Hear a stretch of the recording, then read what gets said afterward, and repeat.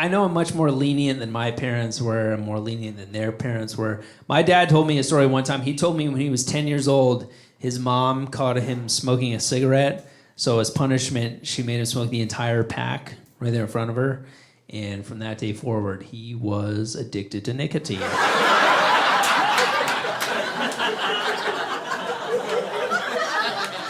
That's a punishment that keeps on giving right there, right?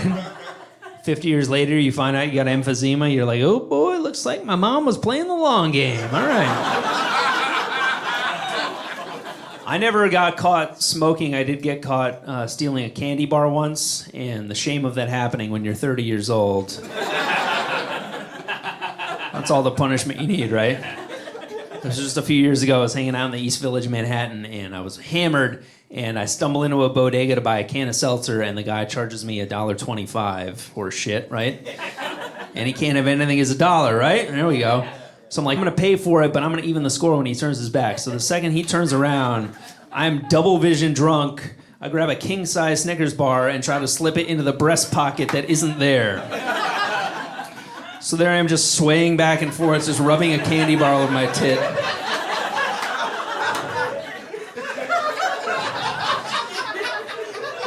And finally, after like my 12th miss, he spins around and he just goes, seriously?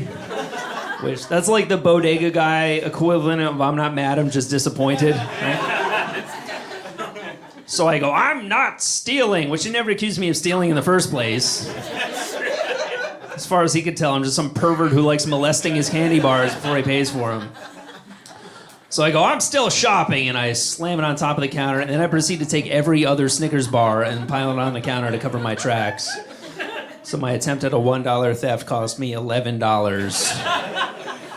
Imagine if I tried to rob a bank, run out to the getaway car, the guy's like, where's the cash? I'm like, I panicked and made a deposit. I suck at this.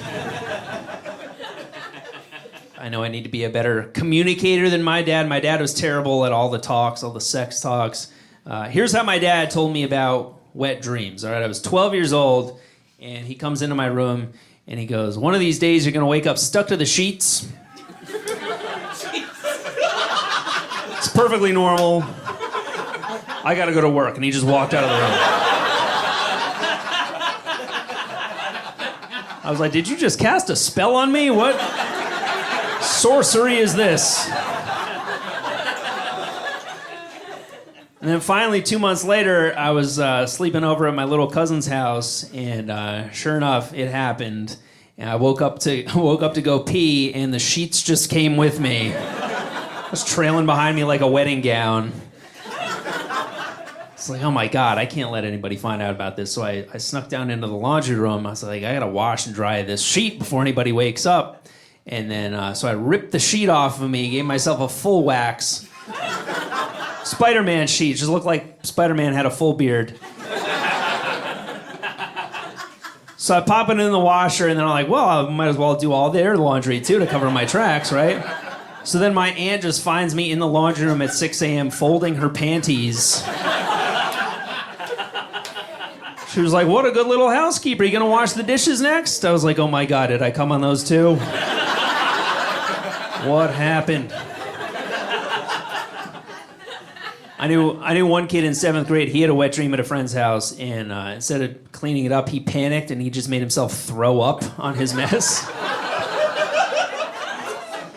And, you know, since it was the morning, he had kind of an empty stomach, so, like, the other kid's mom just had to discover a little bit of pizza bagel on top of a significant amount of ejaculate.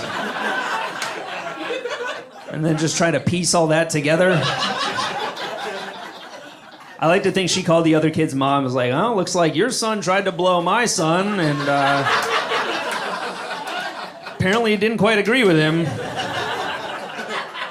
It's perfectly normal. I gotta go to work.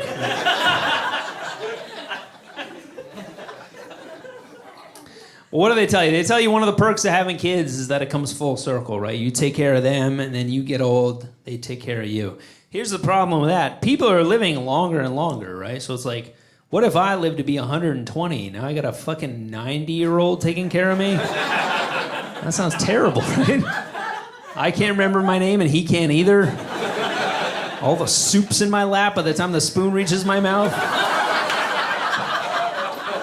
We're out taking a stroll. I soil myself. I'm like, uh-oh. He's like, oh, man, you too? Come on. That's not good.